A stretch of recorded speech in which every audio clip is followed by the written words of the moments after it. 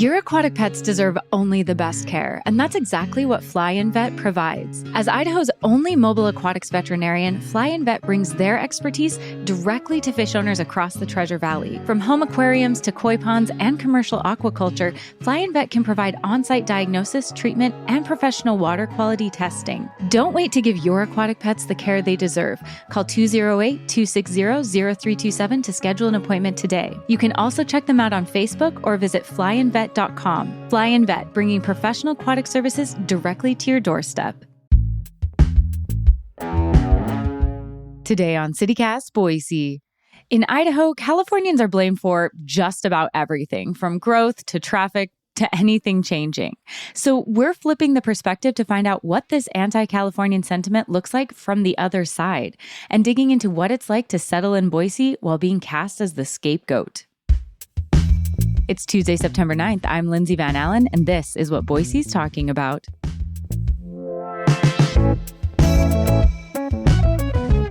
Joining me today is Diana Parker, a Boise resident who has moved to Boise from California. Thanks so much for being here today, Diana. You're welcome. I'm happy to be here. Diana, what brought you to Boise? Why did you decide to move here from California? It was before the pandemic, so it wasn't, I know why a lot of people moved here during the pandemic, but what specifically brought you to Boise? It's not uncommon that our kids come to Boise State and we discover this great place. And that's exactly what happened to me. My son came to Boise State University, and upon arrival, I just looked around and thought, wow, this is just such a great, small, but lovely community full of kindness and opportunity. And I was ready for a change. I'm empty nested, and it made sense if I was going to really put new energy into building my life again, to do it in the place where I felt like I wanted to live and eventually retire. So when you first moved here, what kinds of reactions did you get when people found out you were from California? Well, I moved here in 2018, and I originally had not changed my license plates.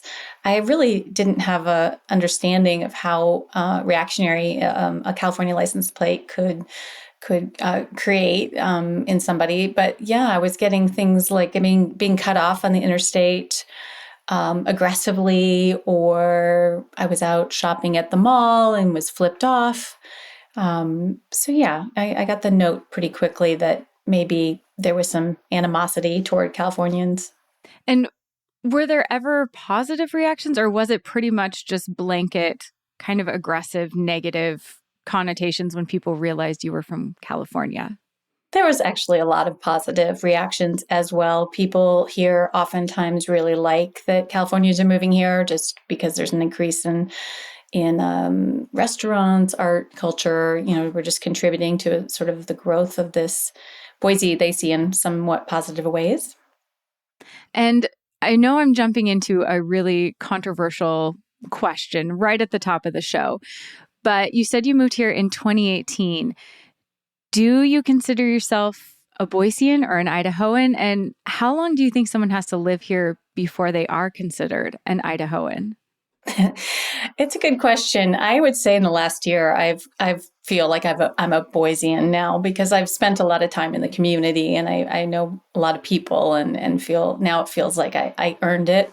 But yeah, it took a little bit of time. Yeah, it does. I get that question off and on, and I grew up in Idaho, but I've only lived in the Boise area for a little over 10 years. And so I still sometimes I'm like, I guess I'm a Boise. I don't know. I kind of will default to like, do you think I'm a Boisean? Like it is a really controversial thing that people have some pretty strong opinions about. Absolutely.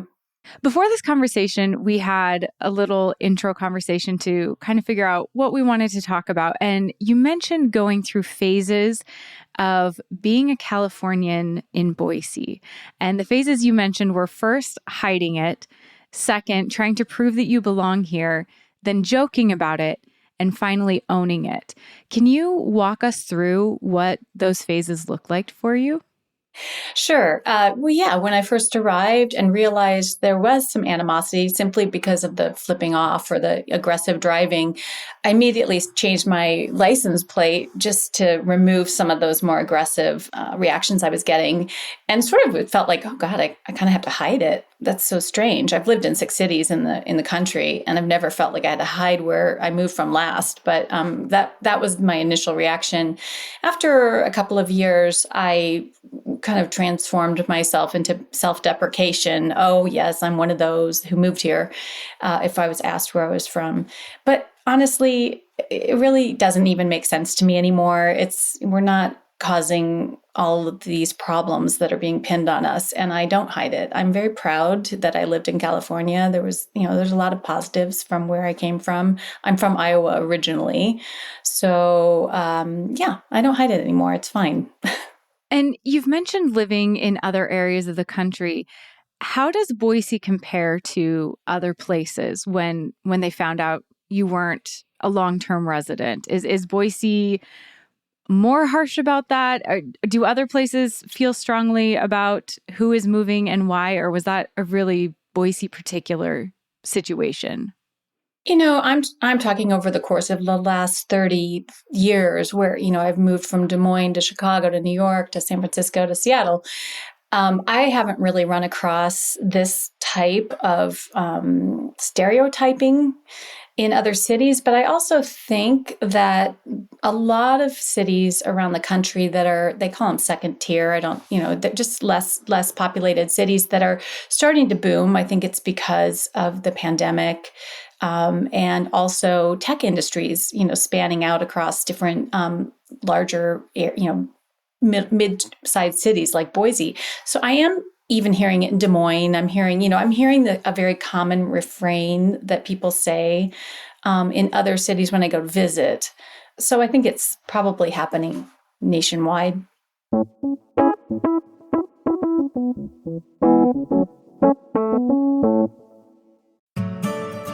Summit Innovation Lab invites your child to be part of their first LEGO League team, where fun and learning collide. Through hands-on projects, kids will build and code LEGO robots and then take on exciting competitions that encourage creativity and real-world problem solving. Through these challenges, Summit Innovation Lab will help your child strengthen collaboration and critical thinking skills while also learning to code in a fun way. Guided by knowledgeable coaches and surrounded by a supportive community, kids will discover what it means to be innovative leaders, problem solvers, and a team player, all while having a blast. Head to summitinnovationlab.com to sign up for the league today.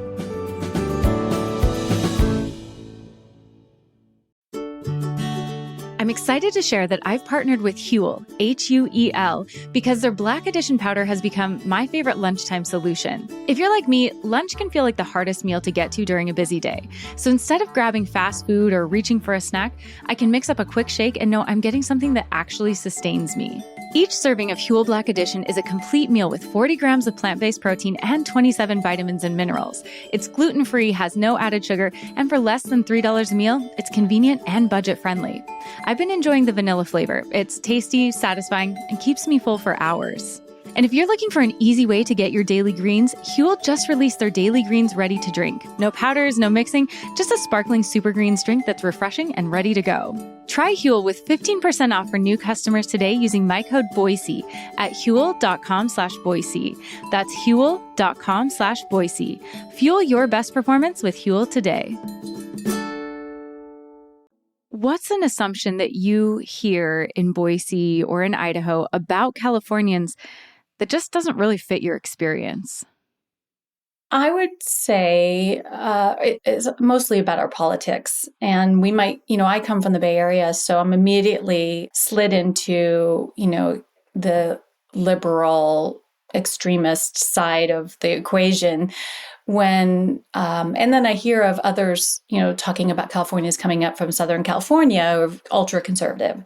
And yes, that may be true on both sides, right? But in general, I'm not of either persuasion. I really am a moderate. I lean left, but I think the most people I have met in the in Boise who have moved here from California are pretty pragmatic, very more moderate than people might think. I think there's just an assumption that's thrown at us right away, and it's all about politics. And do you think that Californians, justly or unjustly, I guess, have been scapegoated for larger issues like the growth we're seeing, the rising housing costs? Do you think that Californians specifically have been picked out as the scapegoat for those issues?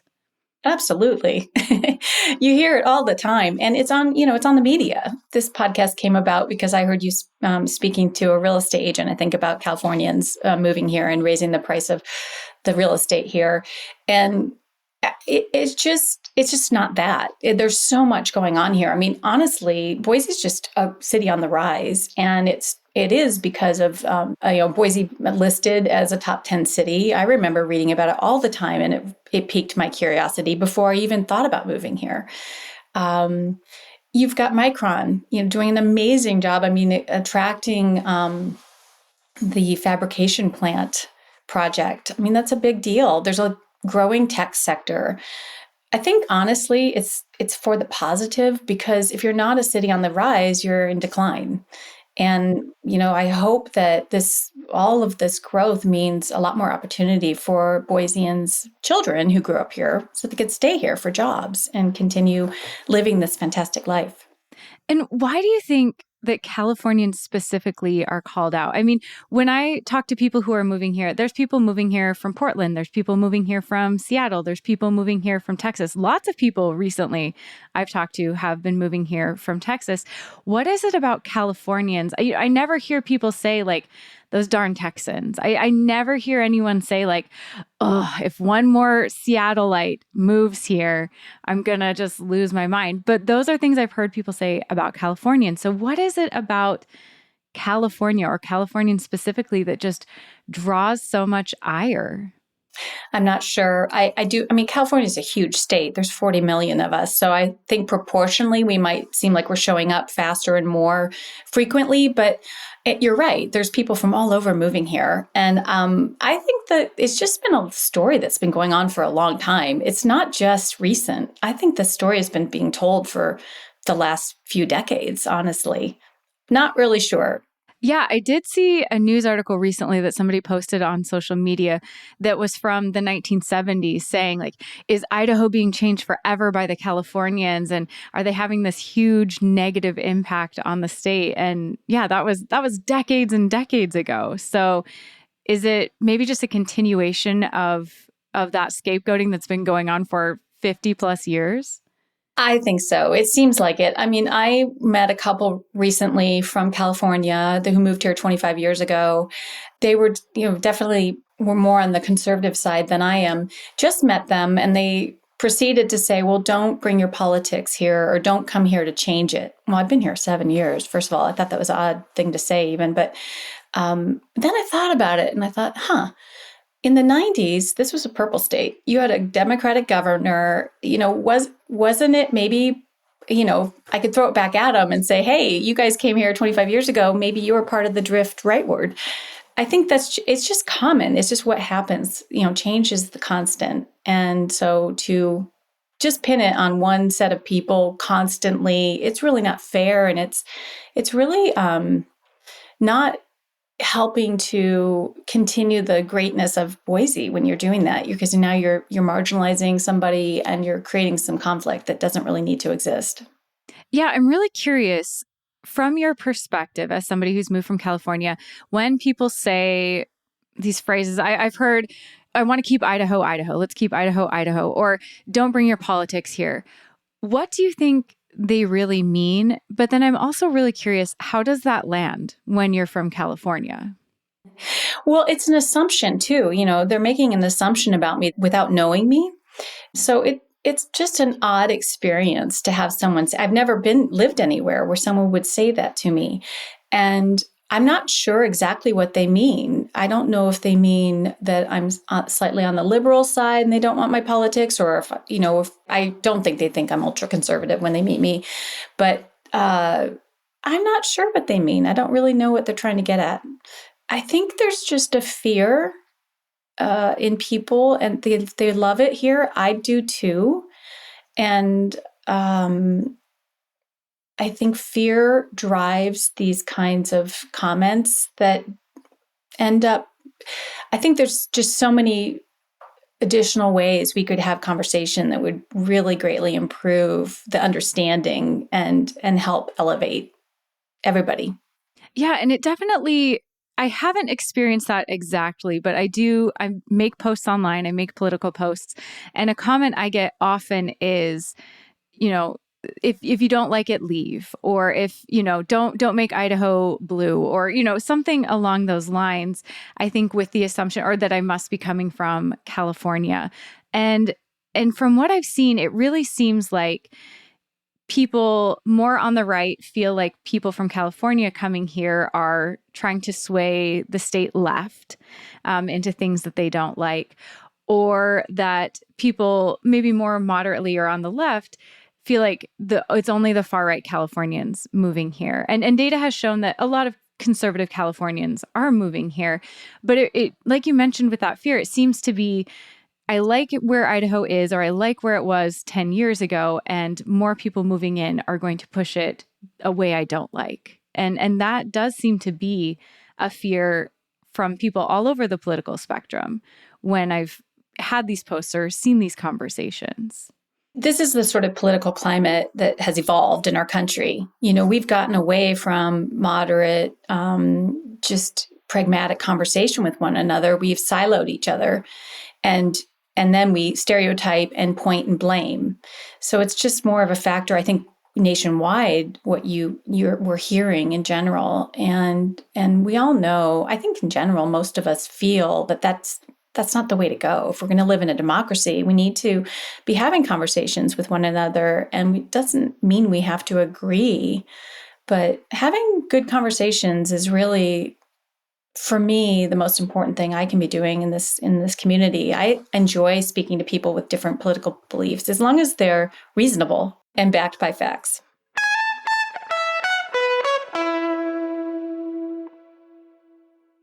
Now, Diana, I know that there's some people listening who are probably screaming at their radio or their phone or wherever they're listening saying, okay, but things have changed. Like, you have to, things aren't the same, and things have changed with this explosion of growth that we've had.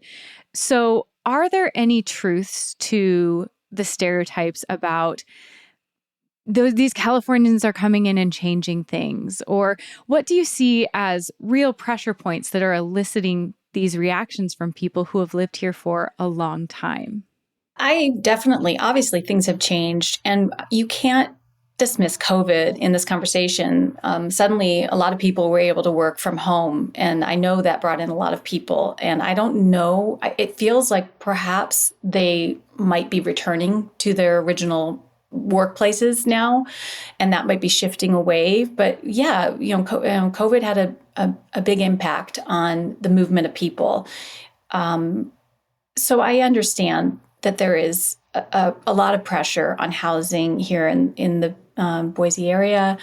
I can see that the construction of roads and all of the infrastructure that needs to be built when more people come is disruptive. I definitely understand it. I've lived through it myself in other cities. In my small town in California, we've been through it as well. I think when you have economic development going on, that is what is going to happen to a city. It's never going to stay stagnant. It is a common occurrence. It's what happens. We live in a capitalist system. People move around all the time for opportunity. Boise happens to be on the hot list for opportunity. And so, yes, it's true. People aren't making that up, but it's not just because Californians are moving here. When you reached out to us, you mentioned something I don't think I've ever heard before. You said that Idaho has had a moderating effect on you, and that's not really something I've ever heard before. So I'm so curious, what do you mean by that? I've not lived in a conservative state for a long time. I'm from Iowa. It's been purple as well.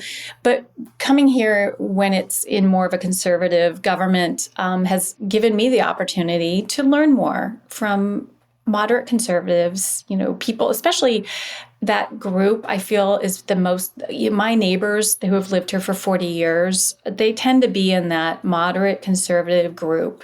Even in the North End, I know people don't perceive the North End as being conservative, but I have lots of neighbors that think, sort of in the conservative ways that they grew up with here, which is small town values, fiscal conservative, and stay out of everybody's business. And that's sort of how I grew up. So it's familiar to me. I enjoy having good conversations with these people. And even if we don't always agree on the same things, there is a moderating effect. I think in any community, when you have that healthy dialogue, it should have a moderating effect across the board. And one thing that comes up sometimes after people move to Idaho, I would say more so after the start of the pandemic, is that people will move to Idaho and then they will express a desire for it to not grow or change anymore. Or, they'll talk about the Arthur building and be like, I moved here. I didn't want big skyscrapers. I don't want it to change. I moved here because I didn't want it to change. But by moving here, they are changing it themselves. They're adding to the population. They're adding to the growth and everything that's happening here. So for better or worse, how can we all come to terms with that? I think people have to realize that that's been the goal of Boise government for a long time, is to create economic development and opportunity here in Boise. You just can't stay stagnant and support an economy. I think there's just no way out of it. I even feel the same way. To be honest, I love Boise, and I've been here for 7 years, and I see the skyline changing, and I'm thinking, oh no, that now this corner is going to be really crowded when we come out of the parking lot. It's not negative to have those sort of reactions. I mean, that's normal, but I think we all have to just get more involved, participate. We can't really sit back and expect everything occurring here that that we're going to like it, but we do have a say in it. There's lots of opportunities to make your voices heard and known and to participate in solutions. It takes all of us to continue to create this great place and keep Boise kind. I actually find it still a very kind place. I know some people feel like it's less kind. My hope is it continues to stay the same in that way as it grows. You used a word that I really want to highlight. You mentioned that we can be part of the solution, or that people can be part of the solution. What does that look like for you in practice in Boise? Well, when I moved here and realized that there was this housing crunch, there were some really significant growth issues, I realized it was important, for example, to rent my ADU. And I would say if anyone's here and they have ADUs, downtown Boise, rent them to a young person who's just getting out of college and needs a place to live. Rent it under the market rate if you can. I think getting involved we have a lot of great nonprofits that help support people to stay in their housing or to get new housing. Be part of the conversations with your local neighborhood association to help create development plans that are really going to work for everyone. We know it's coming. So instead of being angry about it, my suggestion is be part of the solution and get involved. And Diana, what do you think that long-term Idahoans and newer Idahoans could do to better understand each other? I love to chat with people from my porch. Be outside, get to know your neighbors, say hello, attend talks. Just try to be more open-minded and not hear one word Californian and think, oh God, oh no. Just try to get to know your new neighbors. I think a lot of people moving here are really nice and have a lot of great talents that they can offer up the city. Be open and try not to necessarily judge somebody from where they moved from. No, I really like that, because I know as I've gotten to know people more that there is that like California stigma, but I've been part of several, group chats, different friend groups where someone in the chat will be ranting about Californians. Oh, Californians did this. I'm so sick of it. I hate that they're moving here. And then they'll be like, but not you, Shelley. Like, we're so glad you're here. I know you're from California. I don't mean you. And that's happened in so many chats or so many like girls' nights or conversations where somebody will be like, oh, the Californians. And then they're like, not you, Elizabeth. Like, we love you. We're so glad you're here. And I think I realized we all have this like stereotype of Californians in our head that we're like, oh, this is so frustrating. But we all know Californians and we love that they're here and we appreciate that they're here and we appreciate them being in our circles. So I really agree that taking that effort to get to know people is probably really the key. Yeah, just basic good humanity, just get to know people, find out who they are, what makes them tick, ask them some good questions, and maybe don't bring your politics here, because unless you really know something that they might be up to, I don't know. So Diana, before I let you go, since you moved here a little less than a decade ago, if you could design a welcome letter for newcomers that are moving to this area, what would you say in it? I think it would be a great idea because I think it's important to let newcomers know the challenges that the area faces, list it out, explain it, and encourage people to get involved in different ways, whether it's volunteering your time, donating some money, being part of the discussion in your neighborhood association. I think we should all be willing to if we're moving here, let's be willing to get involved and be part of the growth and the positive outcome versus just landing here and taking advantage of this wonderful place that, other people have put their time into building. We definitely are benefiting from that. So realize that and get involved and make sure you're making a positive contribution. Well, Diana, thank you so much. We've had several people on the show to talk about Californians, so I really do appreciate you reaching out and offering up your perspective as somebody who's moved from California, because I think it is really important to this discussion. So thank you so much. Thank you, Lindsay. I really appreciate it as well.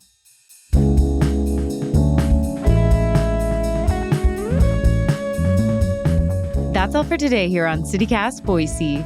If you enjoyed the episode, make sure and tell your friends about the show. We'll be back tomorrow morning to see how well you know Boise's history. Catch you then.